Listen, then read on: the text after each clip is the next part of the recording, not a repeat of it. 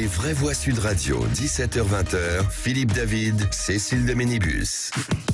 Bienvenue dans Les Vraies Voix, bienvenue avec nous jusqu'à 19h30. Philippe Bilger est avec nous, Nadir Kayet est avec nous, François Drogier est avec nous, Philippe David, bien entendu. Tout de suite, le grand débat du jour.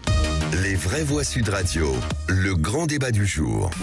Des cabinets privés en mission pour l'État, la pratique est courante, mais est-elle trop systématique ? Il y a un réflexe. Sitôt qu'il y a un problème, le gouvernement appuie sur le bouton cabinet conseil. En 2021, le gouvernement a dépensé 894 millions d'euros pour des prestations de conseil. Ces cabinets de conseil travaillent principalement sur l'informatique, à hauteur de 60% des missions qui leur sont confiées. Le gouvernement a fait appel à ces cabinets pour organiser la campagne de vaccination, pour appliquer le nouveau mode de calcul des APL ou pour organiser des consultations citoyennes. Le reste, c'est très hétérogène et il y a des choses qui sont plus discutables, comme par exemple l'organisation du grand débat d'Emmanuel Macron. La question, c'est de savoir si l'État saurait tout faire au pied levé en même temps. La réponse est non.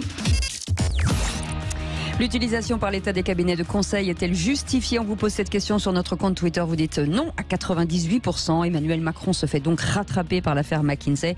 Félix Mathieu. Oui, le parquet national financier annonce avoir confié 2 enquêtes à des juges d'instruction. Fin octobre, il s'intéresse au rôle de ces cabinets de conseil dans les campagnes de 2017 et de 2022. Une enquête sur des soupçons de fraude dans les comptes de campagne. L'autre enquête pour favoritisme. Alors pour résumer, la justice cherche à savoir si des cabinets de conseil n'auraient pas participer en douce aux campagnes du candidat Macron avant de bénéficier en retour de juteux contrats publics avec l'État. Le rôle de McKinsey avait fait polémique en tout cas par exemple quant à son implication dans la gestion de crise Covid. Emmanuel Macron a réagi tout à l'heure en visite à Dijon, ici au micro du Figaro. J'ai appris comme vous par la presse qu'il y avait des associations et des élus qui avaient décidé de saisir la justice. C'est normal que la justice fasse son travail. Il y a un sujet avec beaucoup d'attaques politiques qui ont été faites sur la question d'un cabinet de conseil. Je crois que le cœur de l'enquête n'est pas votre serviteur. Selon Emmanuel Macron, des conseillers de McKinsey ont œuvré bénévolement à titre privé comme militants de sa campagne et les marchés publics attribués au cabinet l'ont été ensuite, dit-il, dans le respect des procédures et non sur une décision personnelle de sa part. C'était déjà d'ailleurs sa ligne de défense en mars après ce rapport sénatorial assez critique sur le sujet. Quand il y a eu la crise, quand tout le monde est sur le pont, quand vous avez des ministères qui sont jour et nuit au travail, qu'ils demandent des prestataires extérieurs pour les aider, ne me choque pas. Il faut que ce soit transparent, il faut que ce soit justifié et il faut que compte soit rendu de la mission. Soyons sérieux. La France est un pays de droit. S'il y a des preuves de manipulation, que ça aille au pénal. Que ça aille au pénal. En tout cas, c'est désormais chose faite après cette ouverture d'informations judiciaires. Le chef de l'État protégé par l'immunité pénale garantie par la Constitution durant le temps de son mandat. Merci beaucoup Félix Mathieu et notre invité Philippe. Céline Verzelletti, co-secrétaire générale de l'UFSE-CGT, l'Union fédérale des syndicats de l'été, qui est co-requérant auprès du parquet national financier dans cette affaire des cabinets de conseil. Bonsoir Céline Verzelletti. Bonsoir. On va faire un tour de table avant de vous donner la parole. Philippe Bilger, est-ce qu'ils sont indispensables à l'État ? Théoriquement, on a les meilleurs hauts fonctionnaires du monde. C'est ce qu'on nous dit, il n'y a pas mieux que les énarques. Je pense que la haute fonction publique en France, contrairement à ce qu'on affirme, elle est de qualité. Mais le recours permanent, tel que ça a été démontré, par exemple, au cabinet de conseil McKinsey m'est apparu choquant.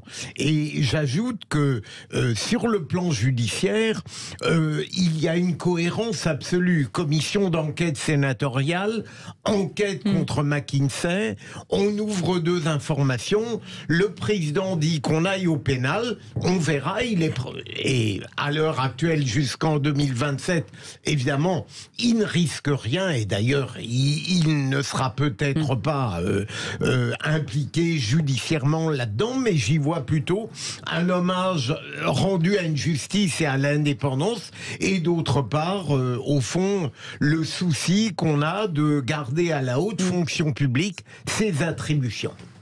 Nadir Kaya, on a un commentaire et on va faire réagir aussi François Drogier, le collectif pour le droit des personnes handicapées. On a l'ENA et on paye des hauts fonctionnaires à un prix de dingue et on repaie pour les mêmes prestations des sociétés privées. Mais on va où là ? 4 points d'interrogation. Nadir Kaya, il y a un peu doublon ?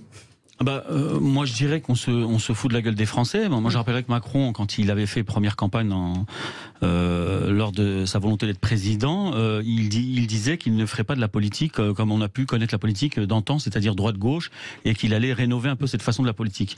Là, quand on découvre ça, c'est vrai qu'on se dit, il nous prend pour des cons, et ça masque quelque chose.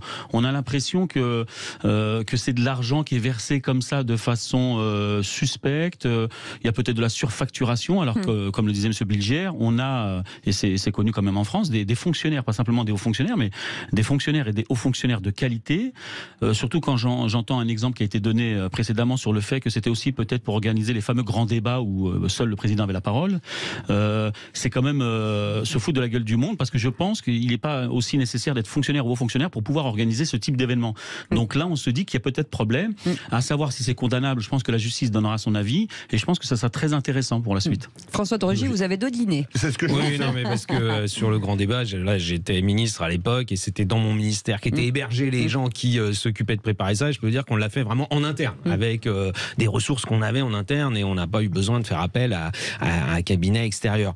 Moi, je pense d'expérience, tant au niveau local qu'au niveau national, d'ailleurs beaucoup de collectivités locales, de toutes couleurs politiques, de gauche, de droite, il n'y en a pas beaucoup de macronistes, donc elles sont plutôt PS ou LR ou PC ou autres, font appel à des cabinets de conseil, tout simplement pour avoir un regard extérieur.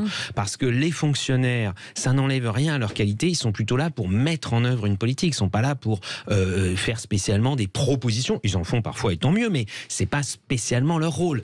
Et c'est vrai que dans un certain nombre de domaines, ça peut être utile. D'ailleurs, j'entends parfois, comme souvent, tout et son contraire. À une époque, on disait il faut s'inspirer des méthodes du privé, ah là là, si on veut faire bouger l'hôpital, si on veut faire bouger l'éducation, si on veut faire bouger l'administration en général, il faut s'inspirer des méthodes du privé. Là, on fait appel à des cabinets de conseil extérieurs, mais non, quel scandale, on a les meilleurs fonctionnaires du monde. Les mêmes qui parfois insultent les énarques en disant peut-être que notre auditeur, là, il a à d'autres moments dit les énarques sont nuls, ils sont complètement formatés, ils ont un moule, etc. Je vais peut-être être démago, mais les gens se disent pourquoi payer des gens alors qu'on peut demander aux Français. Voilà. Oui, mais là, par exemple, McKinsey a été, je crois, mandaté, missionné sur l'histoire, par exemple, de la crise Covid, par exemple, des masques. Il y a eu une faillite de l'organisation publique sur la gestion de la logistique des masques. Ça, c'est quand même une réalité, puisqu'il y avait des organismes qui étaient chargés de stocker des masques dans tous les hôpitaux de France. C'était en plus une logique décentralisée. Ben, ça n'a pas marché du tout, puisque quand on s'est retourné et qu'on a dit sont où les stocks, il n'y en avait pas. Pourquoi ? Parce que tout un tas d'organismes avaient décidé de faire une économie là-dessus et de supprimer ces stocks. Donc, vous voyez que c'est pas aussi simple que ça. Et par ailleurs, moi, j'appuie aussi ce qu'a dit Philippe Bilger. Je pense que c'est bien qu'il y ait une enquête pénale, en tout cas une enquête judiciaire, parce que sinon, il y a un mélange entre un débat légitime sur est-ce que c'est utile, pas utile de faire appel à des cabinets extérieurs, et une insinuation qui était présente dans la commission d'enquête sénatoriale. Ah, mais en fait, et d'ailleurs, ça vient d'être dit par Nadir, ah, mais il doit y avoir quelque chose là-dessous, ah, mais il y a des... Retour d'ascenseur. Au-delà de ça, si je peux me permettre, pour clarifier ça, il faut que ce soit une enquête indépendante. On va écouter Céline Verzelletti. Céline Verzelletti, qu'est-ce que vous voulez répondre aux vraies voix ? Ah ben écoutez, ça a été dit, ça représente quand même des sommes colossales. Alors ça fait très longtemps que la fonction publique utilise des cabinets privés, mais alors à ce niveau-là, c'est quand même du jamais vu. Je vous l'avais dit, il y a eu un rapport sénatorial qui a été rendu en mars 2022 et qui dit bien, lui, que c'est vraiment, ils ont qualifié le phénomène de tentaculaire tellement que c'est important. Ça, c'est la première chose. La deuxième chose, c'est qu'il y a très peu, il y a un problème de transparence au niveau de ces cabinets, c'est-à-dire qu'on s'aperçoit que c'est toujours à peu près les mêmes cabinets qui sont utilisés, et ça, ce n'est pas normal, puisqu'en effet, il y a des règles. Il y a des règles concernant les marchés publics, il y a des règles pour justement utiliser des cabinets. Ces règles ne semblent pas avoir été respectées, justement. Donc ça, c'est un autre problème. Par exemple, sur toutes les commandes qui ont été faites, notamment en 2020, 2021 et 2022, un tiers des commandes a été assuré par le cabinet McKinsey. Donc ça pose question, parce que normalement, les règles veulent qu'il y ait justement différents cabinets qui soient sollicités. Donc ça, a priori, ça n'a pas été respecté. Nous, on a des éléments, on a des chiffres aussi, et notamment grâce aussi à la commission du Sénat. Et c'est d'ailleurs pour ça qu'on a déposé plainte auprès du parquet national financier. Et alors, on a déposé plainte sur plusieurs choses, parce que pour nous, il nous semble qu'il y ait des infractions. Et là, c'est véritablement un problème. Il y a des infractions. Alors, nous, les infractions qui ont été relevées, c'est détournement de fonds publics, trafic d'influence, prise illégale d'intérêt, favoritisme, abus de confiance, contrefaçon, recel des infractions précitées et enfin association de malfaiteurs. Donc nous, le dépôt de plainte, il contient toutes ces infractions qui ont été caractérisées avec donc des éléments qu'on a pu mettre qu'on a mis à disposition du parquet national, du parquet financier national. Oui. Du parquet national financier, pardon. Oui, Nadia, une réaction. Une question, si par la suite, effectivement, M. Macron ou son gouvernement est reconnu responsable de tous ces faits qui lui sont reprochés, est-ce que ça peut remettre en question sa présidence? Ah non. Bah non. Non. Immunité? Bah oui, politiquement, politiquement, sinon, judiciairement, il y a une immunité jusqu'à la fin de son mandat. Ah oui, bien sûr. Il peut être poursuivi après son mandat. Comme Chirac, qui a été condamné à la fin de son mandat. Tout à fait. Mais ça fait mauvais effet. Et puis évidemment, ça peut le. Non, mais est-ce que ça pose pas une question d'éthique? On va faire réagir aussi Céline Verzelletti. Vous gagnez. Parce que, évidemment, je ne dis pas que c'est le cas. Vous avez triché sur vos comptes de campagne, vous êtes élu quand même, et vous n'êtes pas démis, alors que vous avez triché. Quand vous dites vous avez triché, c'est pas le cas. Sur le financement, si c'était le cas. Voilà. Et puis, ils ont été contrôlés. Les comptes. Supposons des comptes de campagne contrôlés. Regardez Balladur en 1995. Non, justement, ça n'est plus du tout comme à l'époque. Les comptes, les comptes d'Emmanuel Macron, comme ceux de Jean-Luc Mélenchon. D'ailleurs, vous savez que sur Jean-Luc Mélenchon, il y a encore des procédures en cours sur des contestations sur ses comptes de 2017, pas de 2022. Et Emmanuel Macron a vu ses comptes épluchés et des demandes lui ont été faites de justification sur tout un tas de choses en 2017. Non, ça on peut pas laisser dire que les comptes des candidats, même un candidat aux législatives, même un candidat qui a été battu, tout est épluché et contrôlé. Non, là il faut pas laisser dire ça. Il y a eu des comptes frauduleux ou surestimés ou sous-estimés, mais le plus grave, et là on n'en sait rien encore, c'est qu'on reprocherait un retour d'ascenseur. C'est le phénomène le plus grave. C'est ça. Céline Verzelletti. Oui. Alors, oui, allez-y. Non, allez-y. Pardon. On vous laisse la parole. Moi, je pense que nous, en tout cas, ce qu'on souhaite, c'est que d'une part, on soit bien identifié les responsabilités des uns et des autres, savoir si toutes ces infractions ont bien eu lieu, et s'il y a eu infraction, bien évidemment qu'il y ait donc sanction, ça c'est une première chose. Mais ce qu'on souhaite nous, c'est que si tout cet argent a été octroyé à des cabinets privés qui n'auraient pas dû les percevoir pour toutes les raisons que j'ai données, eh bien, il doit rendre cet argent. Et nous, à la fonction publique, on ne cesse de nous dire qu'il n'y a plus d'argent. Et aujourd'hui, il y a beaucoup de fonctionnaires qui n'ont plus les moyens d'exercer leur mission. Et quand je parle de fonctionnaires, c'est des missions en plus essentielles qui répondent à des besoins fondamentaux, comme la santé, comme la justice, comme les collectivités territoriales. On voit aujourd'hui, par exemple, dans quel état est aujourd'hui la santé. Donc, on ne cesse de nous dire, et les budgets encore qui ont été là imposés, d'ailleurs à coup de 49.3, c'est des budgets austéritaires parce qu'on nous dit qu'il n'y a pas d'argent. Et en 2021, 1 milliard d'euros, vous l'avez dit, à peu près 1 milliard d'euros ont été donnés à ces cabinets qui parfois, je peux vous le dire, il y a eu des prestations, il y a eu des notes qui ont été commandées par des cabinets qui ont fini dans la corbeille, dans la poubelle. Donc il y a eu des prestations complètement inutiles et qui ont coûté extrêmement cher. Ça, on a les éléments de tout cela. Donc ça pose question.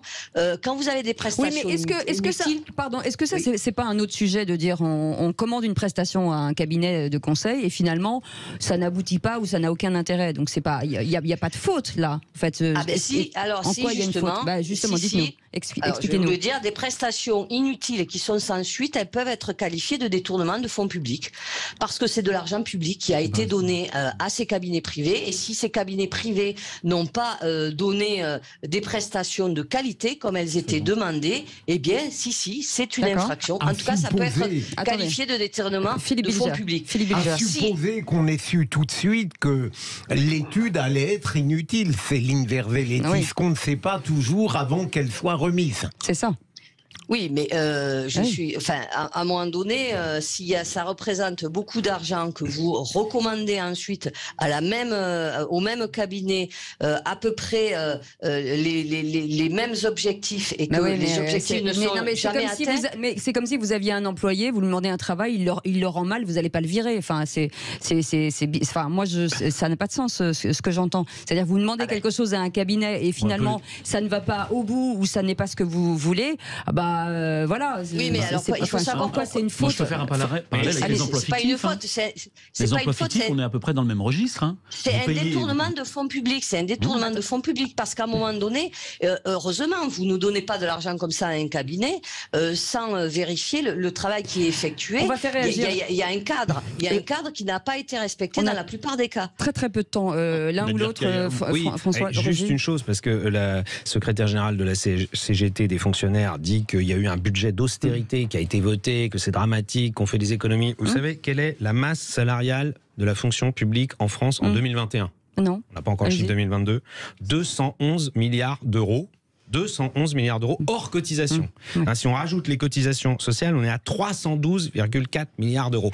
Donc moi, je veux bien et ce chiffre n'est jamais en baisse. Il est en constante augmentation. Là, cette année, avec l'augmentation qui est justifiée des salaires des fonctionnaires parce qu'il y a de l'inflation, c'est une augmentation qui va être encore plus importante que les autres années. Donc ne disons pas d'un côté qu'il y aurait cette austérité massive sur la fonction publique d'État, des fonctionnaires, et de l'autre côté, une générosité sans limite pour les cabinets privés. Si jamais il y a des prestations qui ont été payés sans contrepartie, évidemment, je pense, on peut en parler devant Philippe Bilger, que la justice trouvera à redire et condamnera cela. Absolument. Merci beaucoup Céline Verzieletti, merci beaucoup d'avoir été avec nous. Merci à vous. Et de nous avoir apporté votre regard. Vous êtes co-secrétaire général de l'UFCE, CGT, l'Union fédérale des syndicats de l'État. Vous restez avec nous, on continue bien entendu, puisque on va pas vous lâcher tout de suite, vous le savez.